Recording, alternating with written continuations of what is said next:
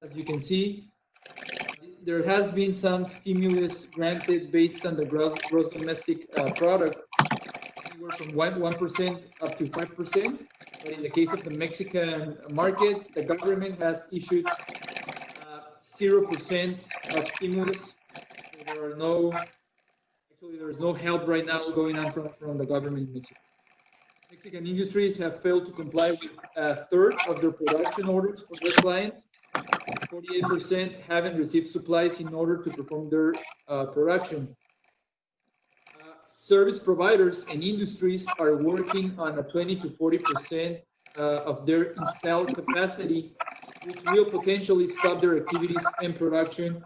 Here in Tijuana, there's already a lot of manufacturing sites that have shut down in the last couple of days. And the federal government is estimating around 100,000 small and medium enterprises closing their doors. In the case of the U.S., forecasters project that the state unemployment rate just for California will go from just under 4%, which was, I think it was 2.9% in January, to 6.3% by the end of the year. And the state is allocating $50 million to the California Infrastructure and Economic Development Bank for loan guarantees to small businesses, along to defer payment of sales and use taxes of up to $50,000 for up to 12 months. Since March 13, California has processed about 2.3 million unemployment insurance claims, which is more than the total number of claims filed in 2019. And I think it was on Thursday, just in one day, there was around 1 million claims for unemployment. So moving on to the where. This is where we're going to start talking about the actual tools. The first one is called disaster planning scenario. And the question is, what is the current vision in your business? How is COVID-19 affecting this vision? A lot of companies, most of them in the research that we have made with over 1,000 of our clients in the whole Latin American region, including those in California, 74% of our clients do not have a contingency plan in place. So we're talking about almost 3/4 of the entire market. So we're trying to help businesses build a quick and effective contingency plan just to be able to navigate through the waters for the next couple of months or 3 months if things are not back to normal by summer. So businesses have to just have into consideration that they have to visualize a low severity scenario, a medium one, and a high severity scenario. So the low one would be one having a low impact on the business. So it's business essentially as usual, or rapid growth in business new opportunities. This means actually that there have been a lot of industries like e-commerce that have benefited from the COVID-19 crisis. Then we have the medium scenario, where this includes moderate impact on the business, around 10 to 20% impact on revenue, cash, capacity, and there's a lot of risk involved. And the high impact scenario is where businesses actually face a disaster with over 50% loss of revenue, which is going to be most cases for small and medium companies. And there's a tool that's called the PESTEL tool. That's politic, economic, social, technologic, ecologic, and legal. So the first issue for most companies is that they don't actually have a vision on paper. So they don't tend to do a strategic planning exercise, and usually it's because it's complicated, it's expensive, or it's just not part of the culture for small and medium businesses. So in one of our systems, which is called EOS, there's one tool that I want to share with you today that's called the Vision Traction Organizer. And this is a two-page tool that will help your business clarify your vision and be able to actually achieve your vision by having everybody in your business on the same page, working together with discipline and accountability towards that vision. And in these couple of pages, you will basically identify what are your core values, what is your core focus, what is your 10-year target, your marketing strategy, your 3-year picture, your 1-year plan, your 90-day objectives, which are called rocks, and then the issues list, which is a list of obstacles that are keeping your company from achieving its vision. So these are called the 8 questions inside the Vision Traction Organizer. And you should be able to answer all of these questions in a matter of a couple of hours. And you should do it with your leadership team. Adrian, sorry to interrupt. May I ask, what does rocks mean? List. Rocks mean 90-day objectives. So this is all from the book called Traction, the EOS methodology. And research says that people, including business people, are not able to focus on periods longer than 90 days. So every time we set our vision and we clarify our vision for a 10-year mark or a 5-year mark, we have to be able to bring that vision down to the ground and to establish it in periods of 90 days. So we have to, not only during crisis like right now, but every single time. So we have to learn and discipline our team, everybody in the company, to work with objectives for periods of 90 days. Everything that's outside that period of 90 days will go to the issues list and will be reviewed on the next quarter or during the annual meeting. So just to conclude on this tool, if you're thinking about if your business or yourself has its vision really clarified, and if your leadership team is actually rowing in the same direction right now, we have an available tool that's free and it's online, where you can do a 5-minute test, and it will give you an overview of how efficient and optimized your 6 key components are right now. And this will basically give you, this is like an X-ray for businesses. So I strongly suggest you go into this link right there and do that test and have your leadership team members do it. And the results will be automatically emailed to your email inbox. So another thing, another tool I want to share with you, it's about the probability of change success in a company. Around 2/3 of the time that we're implementing change, and right now change is being basically forced upon us, 2/3 of the time we're basically failing because we don't actually know if the organization is actually ready for change. We don't know if our people are ready to change. We don't know if our systems, our technology, our clients, our vendors. So there is a tool that's called Change Success, and it basically answers the question, is the plan capable of success under each of the 3 scenarios? So you can see the model on screen right now, where 30% of the success rate depends on beliefs, then 30% on readiness, and 40% on capability. So also, if you want to measure your business right now, it takes around 7 to 10 minutes to do it. And just measure if your business is actually ready for change, and is the probability of change going to be successful. You can go to this link right here in the screen. We're going to share all of this in the chat.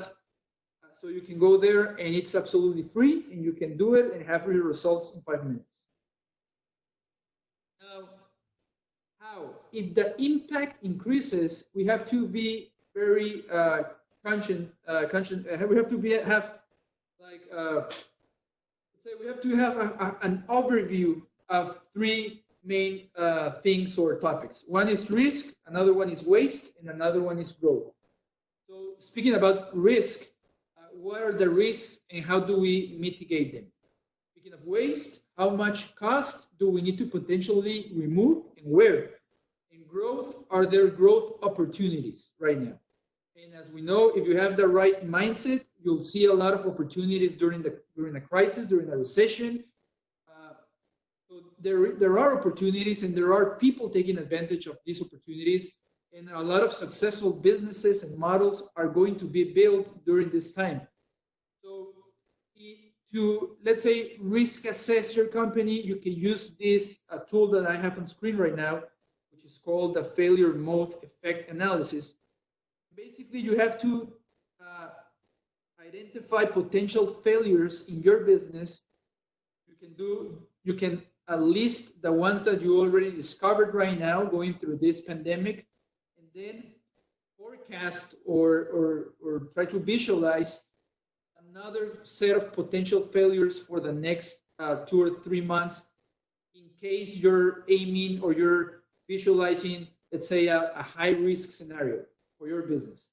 So you list all of your potential failures in the first column, and then it is optional to establish or answer the second, third, and fourth column, where it talks about potential effects, potential causes, and current controls. The most important thing of this matrix that you can see here is the rankings section. You're gonna have to evaluate or grade the severity, the occurrence, and the detection of each of those potential failures. So you're gonna assign a number between 1 and 10, and you can see what every number means over there in the table there. And then you're gonna multiply A and B and C, and you're gonna have a risk priority number. You have to order all of those potential failures from the highest number to the lowest number, and put special attention to those risks where the number, the RPN number, is above 100. Okay, so here's an example of what I'm saying. So there's a potential failure in row number 1, and then we've evaluated that the severity is a 9, the occurrence is a 5, and the detection is a 4. So you multiply 9 times 5 times 4, and you get 180. Because it's above 100, it has to be addressed. But we have to list every single potential failure of your key processes. So you have to identify, using the Pareto rule, 20% of the processes in your business that are producing 80% of the current value in your business. Once you do that, you're gonna list all of the potential failures of those of that 20% of the processes here in this matrix. And lastly, there's another a tool called the 7 wastes. 7 wastes. So we have to be very careful with where we put our money. Having cash right now is very important. So we don't want money or other resources to be spent on things that are not adding value to our business. So usually business owners in times of crisis will contract, and one of the things that the first things that they do is to stop marketing spending, right? So they stop every single marketing spend. Well, while marketing will actually keep your business present in the market and will help you recover and pivot in the future. So we have to take a look at the other resources that are not being optimized and reducing that so we don't have waste. And for waste, this is something that's pulled from the Toyota model, and we have overproduction, waiting, transport, inappropriate processing, inventory, motion, effects. So you have to put in the column the cost, the potential cost of every waste, and then the ease of removal, because we want to focus on the waste that is the easiest to remove, and we'll have the biggest amount of savings in our business. And there's a little tweak to that model of the 7 wastes that's called the 8 wastes. And there's one more here in this list that's called non-utilized talent creativity. And this means that right now we have a lot of people in our organization. We possibly had to lay off a lot of people in our business, but we have a lot of people, and we have to make sure that we're basically taking advantage. We're exploiting every single drop of creativity that our talent has. If we're not doing that and we're not taking advantage of that talent, then we have an 8 waste in our business. So if we can reduce that waste, if we use all the talent that we have available, then by default we're going to start reducing the other wastes in our business. And see how we're doing on time. Okay, we have 5-7 minutes left. Growth strategy, you gotta build a plan right now within your contingency plan that sets a clear path to recovery and to pivot. We don't want our clients and our businesses just to survive. Of course, surviving is priority number 1, but we want those businesses to actually thrive and pivot once the economy starts to recover. And you can actually do it before that happens. So you have to include a growth strategy within your plan. And that growth strategy can have 4 phases or 4 topics inside: market penetration, market expansion, product expansion, and diversification. So now, lastly, the last tool I'll share with you today, it's called the reverse accountability chart. The reverse accountability chart is basically, think of your organizational chart. The accountability chart is basically something like that, but it's based on accountability. So what is everybody within our organization accountable for, and who answers to who? And everybody has to be accountable for one thing, because when everybody's accountable, no one is accountable. And when everything is important, nothing is important. So you have to ask one first question: how would your accountability chart look like with a 50% reduction in revenue? So it might look like this, half of what you used to have, but you have to identify the key people and the key functions that if you're working on a high impact scenario, then you already have to have your structure and the people that are going to be part of that structure ready. Okay? So how would your budget look like? Create a plan to save cash, liquid position, funding, cut expenses, and cash flow cycle. And then create your communication plan. With whom do you need to meet? How often? For how long? And which communication channel would you use? Everything is a problem. You got to think that everything right now will be a problem. So you got to identify the key causes of every problem, discuss them, and solve them. You have to focus on having effective meetings with your teams right now. How often are you communicating with your teams? How do you let them know that you're still firm, and which matter do you take in consideration? So this contingency plan is gonna be like the fire hose. It has to be on the, behind glass, and it only has to be broken once the contingency scenario or the disaster scenario breaks. So if you're looking at a medium impact right now, 20% loss of revenue, then you're gonna pull that plan out of your contingency plan and put it into motion. If things go bad and you're right now in a high impact scenario with 50% loss of revenue, then you bring that section out of your contingency plan and adjust your accountability chart, adjust your expenses, reduce your wastes, and start putting everything into motion.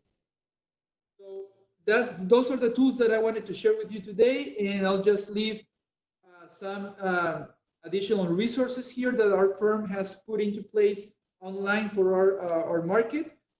We have a COVID-19 site for Latin America where you can see the current status being updated every hour. for every single country, focused on economic and taxation issues.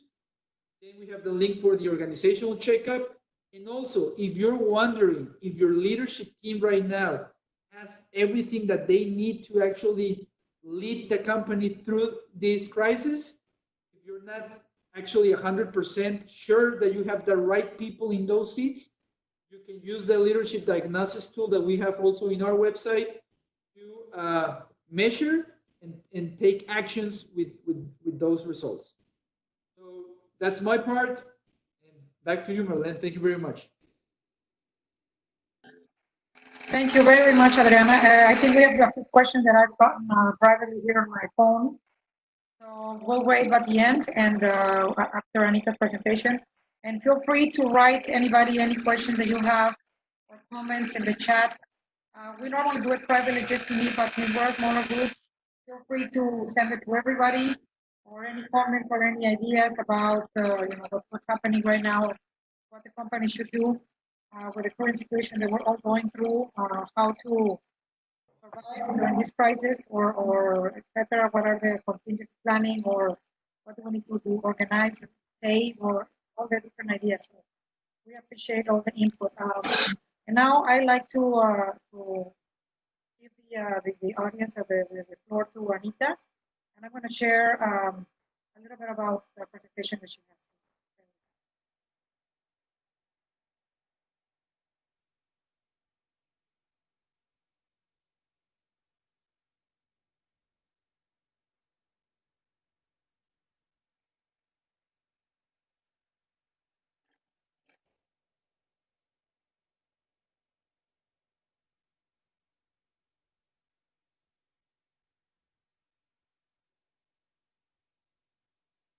There we go. Can you hear me okay? Yes. Okay, I'm hearing well, we'll deal with it. Anyways, muy buenas tardes. Me da muchísimo gusto estar aquí con ustedes hoy, compartiendo esta información. I'm very happy to be here with you this afternoon, sharing this important information.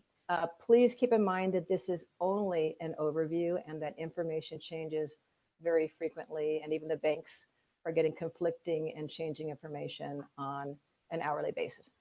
So let's jump right in. Next, please. Okay. I'm sure you all heard that on March 27th, the CARES Act was signed into law. It's part of a larger funding $2 trillion, but $350 billion were assigned to the CARES Act. It's not enough. They need to go back and get more, and I think they're in the process of that. But what it did was it provided two main ways for businesses who have been negatively affected by the COVID crisis to try to keep their businesses afloat. So it expanded the Economic Injury Disaster Loan Program, otherwise known as EIDL, that's already been available for many years through the SBA. And it created a new loan category called the Paycheck Protection Program, which we will call PPP for now. And that's within the SBA 7A loan program. Next, please.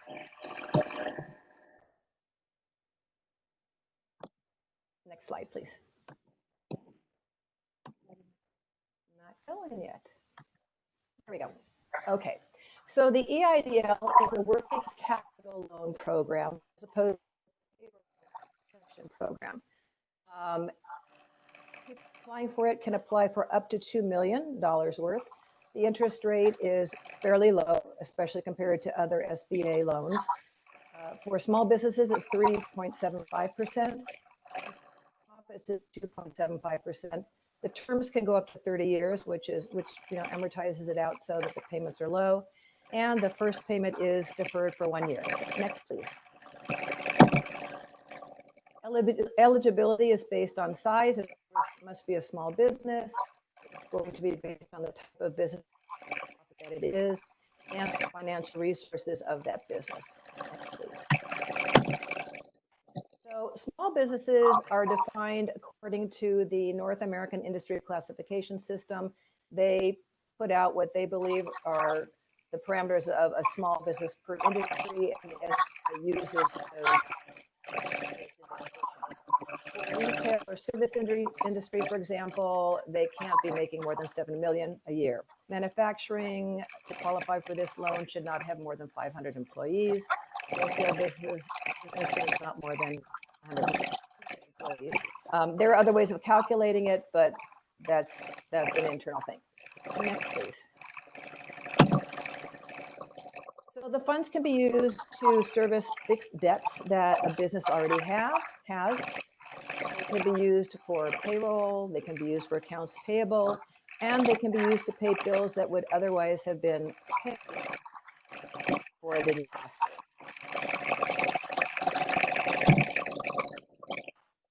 The criteria for EIDL approval includes credit history, loan, is the applicant physically located in the declared county? Now that's, you think that may not make sense, and it doesn't necessarily make sense in terms of COVID-19.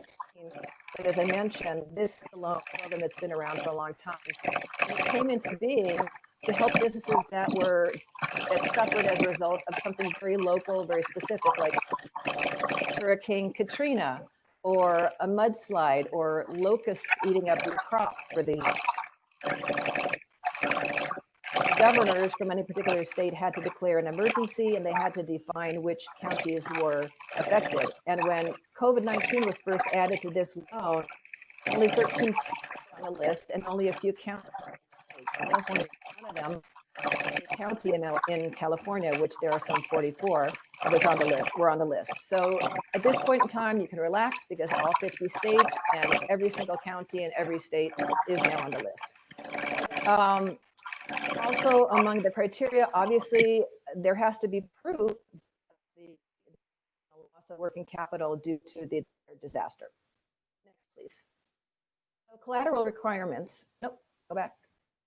You went one too many. Nope, you're going forward. Go back, please. Back one more. There you go. Okay. So, no, now go forward one. There you go. All right. So EIDLs over $25,000 require collateral. And for SBA, that means real estate whenever possible. However, they are not going to decline a loan for lack of collateral. Even if you have collateral that's already encumbered, let's say you have a house with a mortgage on it, they'll still take that as a cross collateralization item. They will most likely take second position, but it just makes them feel a little bit better. And it keeps people, the borrowers, cognizant of the fact that this is a loan that they need to pay attention to. Next, please. All right. So this is slightly different than other SBA loans, the EIDL. So first of all, the funds come directly from the U.S. Treasury, not from the bank. And therefore, you're not going to be applying for it through your local bank. You're going to go to the SBA portal. As you can imagine, because this is now a loan that's available to all 50 states and every county and every person in every county and every state in the country, they needed a new portal. So they created one. The link is at what you see there, covid19relief.sba.gov/#. That will take you directly to the application online for this type of loan.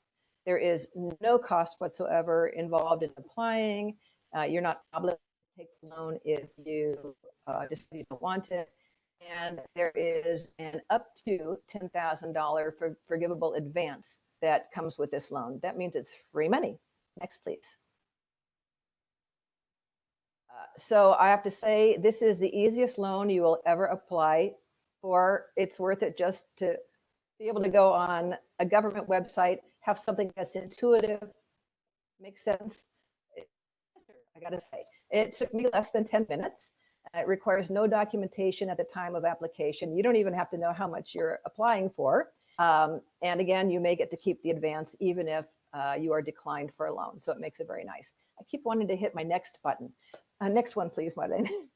This is what it looks like when you go on there. As you can see, it's very simple. Each one of those little circles represents the next page. They're just, and it's questions about you, your business. Are you a felon? Have you ever defaulted on a loan? Things of that, very generic questions. At the end, you submit. They give you a registration number showing that you're in there. Supposedly, they're supposed to get back to you in 3 days. I applied April 1st. I've never heard back yet, but they are overwhelmed. But you do have proof that you're in the queue, so that's a good thing. Next, please. Okay, moving on to the PPP, otherwise known as a Paycheck Protection Program loan. So this one is designed primarily to help companies keep their employees on their payroll. That is its primary purpose. Payroll, including sick pay or medical leave, can be included, commercial lease, mortgage interest, and utility payments, business insurance premiums, and if you have interest that's due on other debt obligations that you incurred prior to February 15th, those can be included in the calculations for how much you can apply for. Next slide, please. Now, normally I would leave the frequently asked questions till the end, but this I'm sure has already popped into your mind, so I don't want you panicking about it while I finish the presentation. So the answer is yes, you can apply to both the EIDL and the PPP loans. Most people have done that, especially because the EIDL portal opened up long before the PPP portals opened up. If, however, you received an EIDL loan between January 31st, 2020 and April 3rd, April 3rd, 2020, the portion of that that has to do with payroll minus the advance would be rolled into the total that you're applying for on the PPP. But I'm guessing that probably no one, who's just strictly focused on the COVID-19 crisis will have applied prior to between that time period, January 31st and April 2nd. So not a lot of people, at least in California, are going to be rolling that extra amount in. Next slide, please. So eligibility, eligible entities may qualify for up to $10 million. The interest rate is a lot lower. It's only 1%, but keep in mind, this is only a 2-year term. So paying back a large sum at a very low interest rate over a short period of time will still cost you much more in terms of monthly payments than a larger loan at a higher interest rate spread out over 30 years. This particular loan, you are able to defer the first payment for 6 months. The other one, again, was for an entire year. But 6 months is still a big help. Next, please.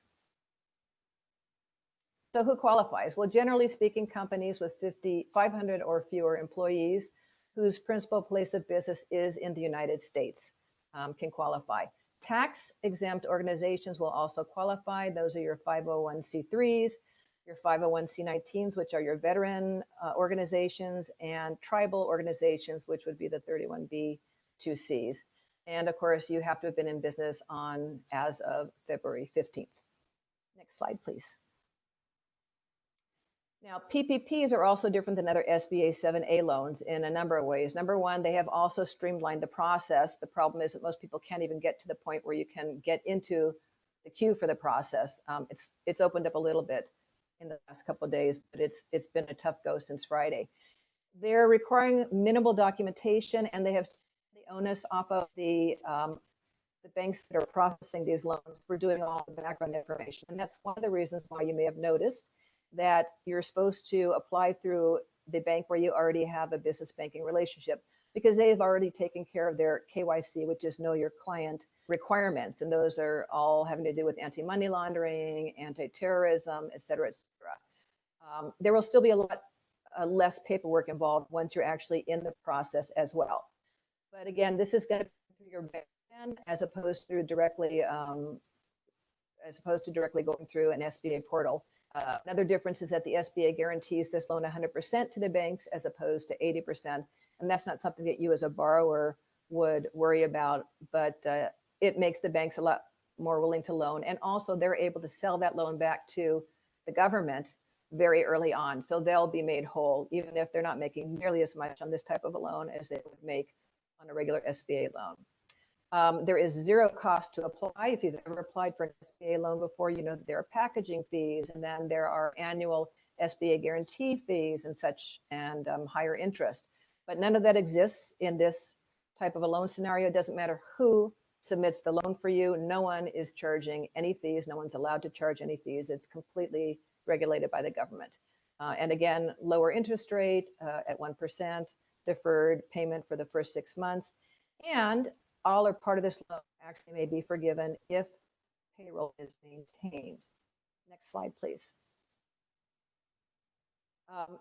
Before I get into this part here, let me just say that maintaining your payroll means that you're not letting anybody go, or if you've cut back on salaries or let a few people go, it can't go below 90%, but they will ding you in terms of the forgiveness commensurate with anything between that 10% margin if anything was reduced. However, I believe there are parameters for rehiring people within a certain period of time, which would bump you back into eligibility for forgiveness on the loan.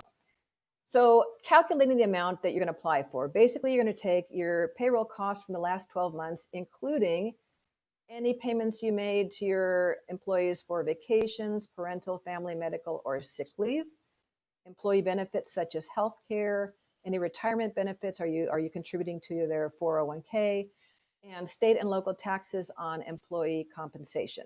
Next, please.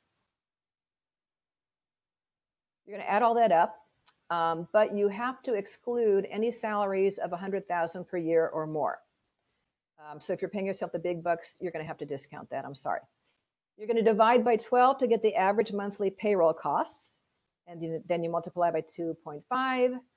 That gives you your basic loan amount for the average person. If by chance you had any remaining EIDL amount outstanding minus whatever the advance was, because that was forgivable, and that's between the period of January 31st to April 3rd, that would actually have to get rolled into the PPP loan because they want to get that EIDL fund replenished as fast as possible. But that would end up being your loan amount. Next slide, please. So here's a couple of scenarios to let you see what that would look like. In this case, a small company making with no one making more than 100,000, and there are no EIDL outstanding loans. So let's say annual payroll costs are 120,000. You divide it by 12, you get 10,000. Multiply it by 2.5, and voila, you have your maximum loan amount of 25,000. It's pretty easy. Next one, please. In this scenario, you have 3 employees who are making more than 100,000, but still no EIDL to contend with. So your annual payroll was 1.5 million. You're going to take out that 300,000, leaving you with a workable annual payroll of 1.2 million, which you're going to divide by 12, leaving you with 100,000. You'll multiply that by 2.5, and that's your $250,000 maximum loan amount. Okay, next slide, please. Here's another example with an EIDL that's going to get folded in. So an annual payroll of 120,000, nobody over 100,000. Simply divide that by 12, you get 10,000, multiplied by 2.5 gives you 25,000, and then that 12,000 left over from your EIDL, which does not include the 10,000 forgivable, that gets rolled in as well. So the 25,000 becomes 37,000. That is your maximum loan amount. Next slide, please. Now, the big question, how do you apply? Well, you got to get in line. I'm sorry, but that's the way it is. And every bank is handling it differently. Everybody is on a steep learning curve. Do not assume for a moment that there's anybody that really knows what they're doing, because just when they think they do, the rules of the game change. They haven't even published, the government has not published the final on this loan yet even. So we're all going off of the interim act. Anyway, log on to your business account, your business banking account. And if you bank with Wells Fargo, for example, there is a button there that says, do you want to apply for PPP? Click here. If you log on to your account with B of A, and I'm only because I have accounts with both of them, so I know exactly what their portals look like. There is nothing on the B of A website that says anything other than if you'd like help with a forbearance. So you have to call them. There are credit unions that are doing this. There are banking institutions that normally don't do SBA, but they are allowed to get certified in order to be able to administrate, facilitate these loans. So as many people as possible are going to be doing it. I work with a group. Normally we can process SBA loans, but because of the parameters of this loan, we have to wait until the individual banks, because we work with 200 different banks throughout the US, we have to wait until they're done with all of their current banking clients. And then when they've processed all of those, we will be able to submit. So if you are in a position where your local bank is either not taking anymore or doesn't do them and you cannot find anybody else, reach out. I can put you in my queue, but I cannot submit for you at this time. At any rate, every bank is doing it differently. So some may be ready for you when you talk with them to submit the application.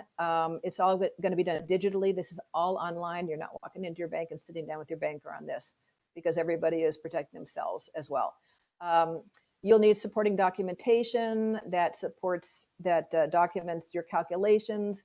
Those should be ready to scan. Most of us have them digitally anyways because things are submitted online anymore for tax purposes. Your bank will let you know what they want. They might want your payroll ledger. Another one might want the form that you send in that summarizes, you know, all 4 quarters of payroll submission. So it may be different for every bank. And so I can't really talk to that at this time. Next one, please. Independent contractors, yes, can absolutely apply for their own PPP loans. You'll probably be submitting, you know, anybody that 1099 you for work done. There will be different ways that you have to prove what your income was and therefore lost income has been. But yes, you can apply. Next slide, please. By the same token, independent contractors do not count as employees for purposes of PPP loans. This is a loan that is designed to keep people on payroll. So if you're not on somebody's payroll or you have a business and you're paying a lot of independent contractors, you cannot claim them because they're not on payroll. This is strictly about keeping the people who are currently on your payroll on your payroll. Next, please. And no, you cannot apply for more than one PPP loan. So you notice I was saying maximum loan amount on those examples of the different loan scenarios. And again, you'll see it's really designed to cover about 2.5 months of your payroll. This is not a long-term thing. This is not a loan that's going to allow you to cover your payroll until the end of the year. Whatever you apply for, that's it. There will be no second chances. So if you are for any reason considering not taking the full loan amount when it comes time to make that decision, I would suggest that you do take the full loan amount because they will not allow you to apply a second time for a PPP loan. Next slide, please. Interest does accrue on the payments over those 6 months that you are not making those payments. Next slide. But that interest and some or all of the loan amount can actually be forgiven. It's going to be based on several calculations, one of them including, as I mentioned before, if you've kept everybody on your payroll at their current pay rate. Next slide, please. Now, there may be some parts of the PPP loan that are not forgiven. They have determined, because this is primarily about keeping people on payroll, that only 25% of the loan forgiveness amount may be given for the non-payroll costs. So that would be your commercial lease agreement or interest on your mortgage payments if you own your own business and you're making those payments. Or like I said before, if you have a commercial real estate, a commercial insurance policy, anything that's not directly related to payroll, healthcare, payroll costs, no more than 25% of the loan forgiveness amount will be attributable to that. Next slide, please. Now, where do you download the application? The easiest way to get it, if you haven't gotten it yet, is to Google SBA Form 2483. You can also try and write down really quickly, but this slide will not be up for long enough, the link that I have there. But that is the link that when you Google SBA Form 2483 will come up, and then you click on it and it takes you directly to the downloadable, fillable PDF form. Next slide, please.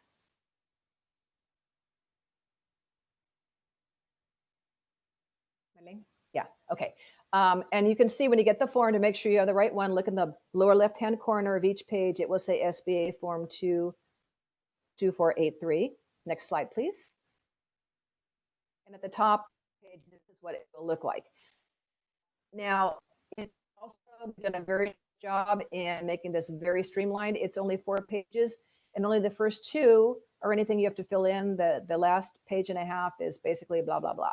So again, I have to congratulate them. They've done a lot in terms of making this very easy. It's a simple form to fill out. It's not something that you should feel challenged about or worried about. So relax, take a deep breath.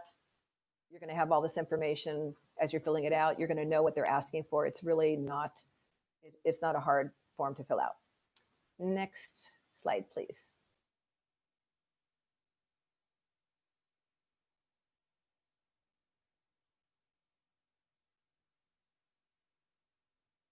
Marlene?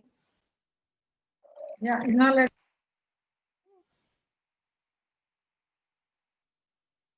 Okay. There we go. Okay. All right. Well, it turns out we were at the end anyway, if you want to go back one. Okay. So, bottom line, I'm sure you'll still have a lot of questions.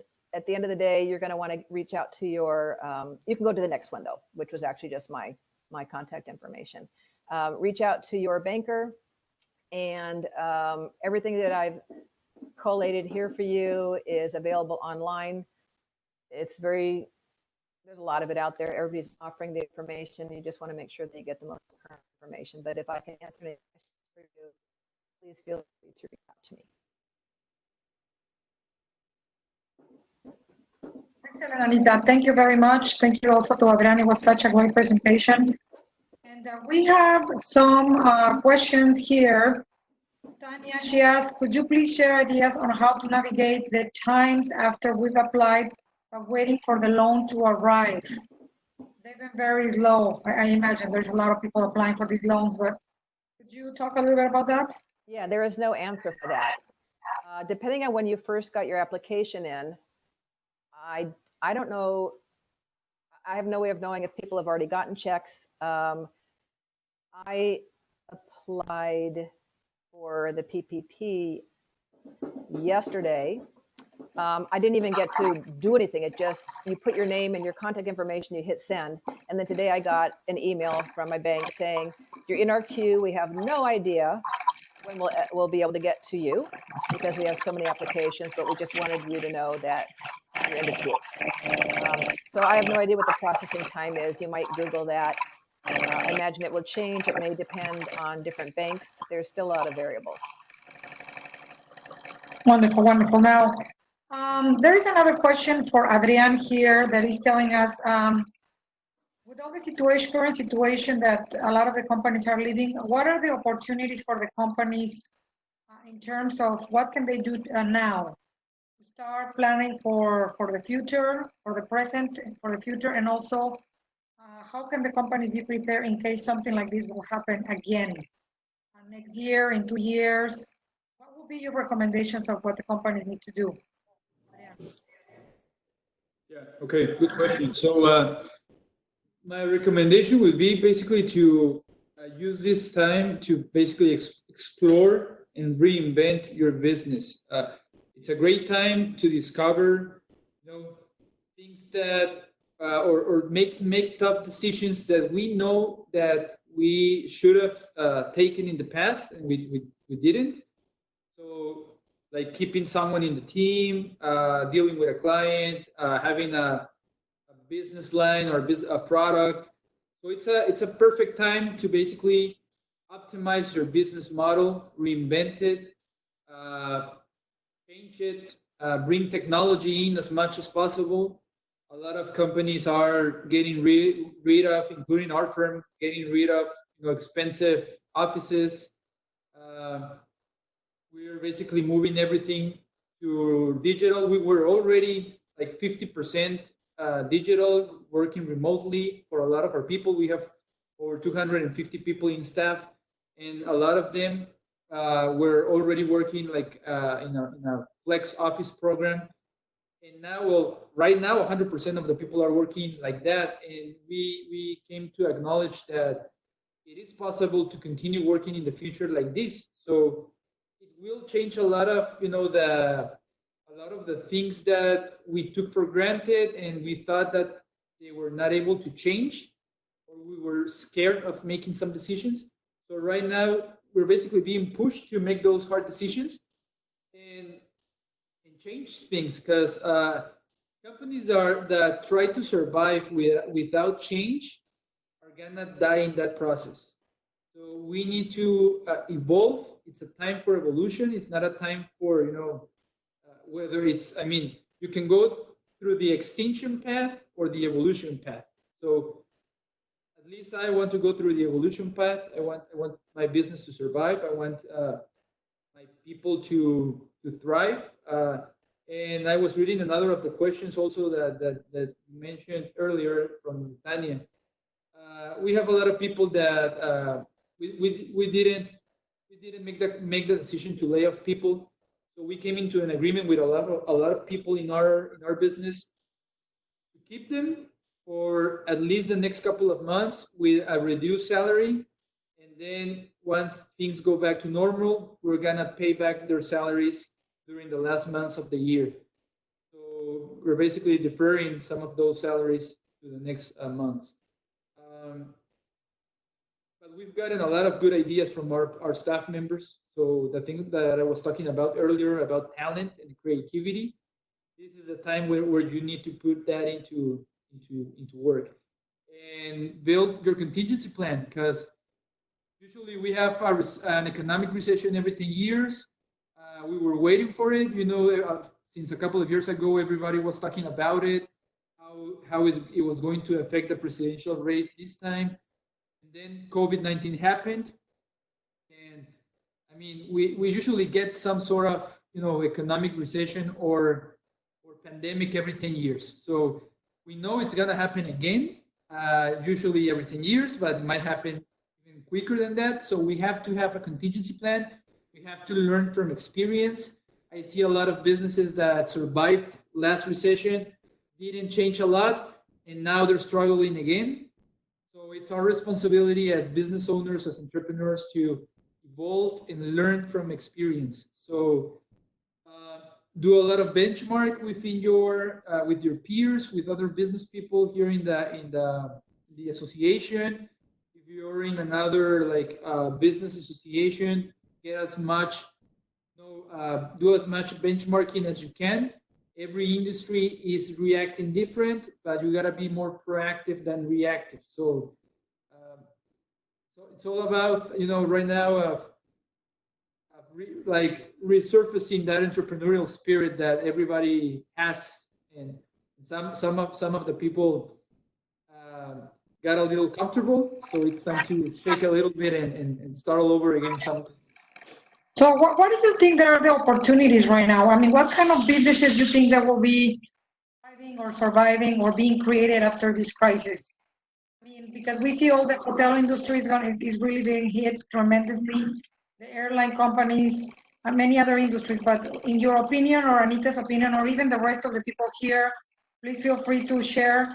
What do you think are the industries that will be really making it in the future or in the immediate future? There's actually I don't have it right now at hand, but there's a picture that you can Google that there are two industries, two groups of industries. One that's being highly impacted by COVID, and another group that is actually doing much better because of COVID. For example, e-commerce is doing absolutely great. It's going through the roofs. In our case, health industry, right? Like products for the health industry, yeah. A lot of of course, everything related to travel, like hotels and amusement parks, or all of that is gonna take months or even a year to recover. But if you can digitalize your business and your product, that's gonna be one of the best strategies that you have right now. In our case, we had a large business segment doing training and development workshops for our clients, which were face-to-face. So now we're doing everything on e-learning platforms, and it has pushed us to make the change and evolve. And everybody's now getting used to doing this sort of things, having more digital interaction.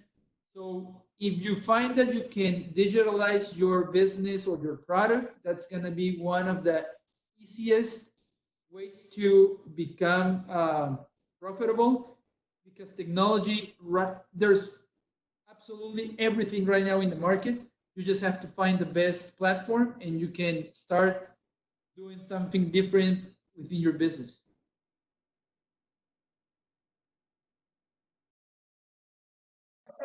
There's another question here from Carla, asking if there's an extension for the property tax deadline that is today, April 10,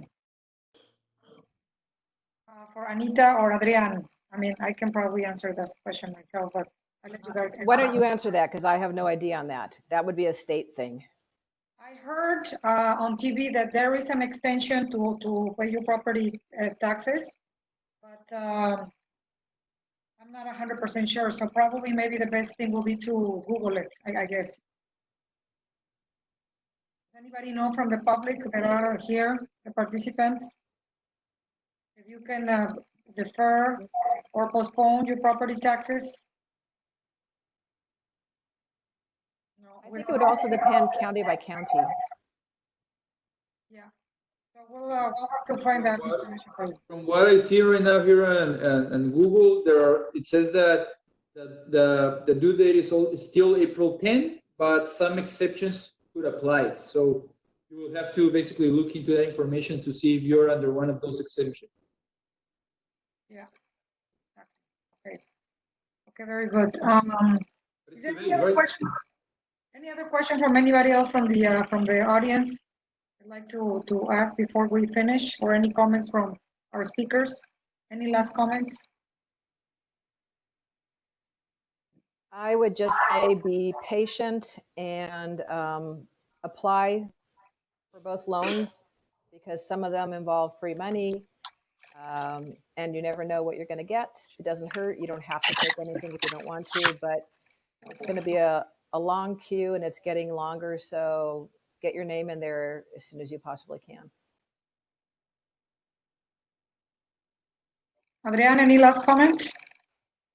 Oh, yeah, I would just like to wish everybody the best with these tough times. Stay safe, obviously. Health is the most important thing right now, and be creative. And also, I know that I own a business also in the U.S. and basically a janitorial business. So we clean, hotels and stuff like that. And we've seen that some banks are having like issues with processing the loans, the PPP loans, and so I think that for a lot of business owners right now, it's also a moment to explore. If you're dealing with the right bank, or is your current bank has your best interest. So just be open right now to change, and that includes everything. So hope you have a good weekend and stay focused. Thank you all very much. And I'd like to just invite you to our webinar. Our next webinar is going to take place on Monday, April 20th. And the topic is, as China returns to work, is it business as usual? Lessons learned for the rest of the world. We have three speakers from China, two speakers from the United States that will give their experiences on what's going on right now in China. Is it open for business? How many companies are operating? What are people experiencing? Are people getting infected again or not? So many questions. So it's going to be on Monday, April 20th at 6 p.m. our time. So it will be the 9 a.m. for them on the following day. So we'll keep you posted. We thank you all very much for your time, and happy Easter, Passover, everything, all the holidays that are going on right now. Passover, Easter, and have a wonderful weekend. And thank you all for joining us today. Thank you, Marlene. Thank you very much. Bye-bye. Bye-bye. Take care. Bye-bye.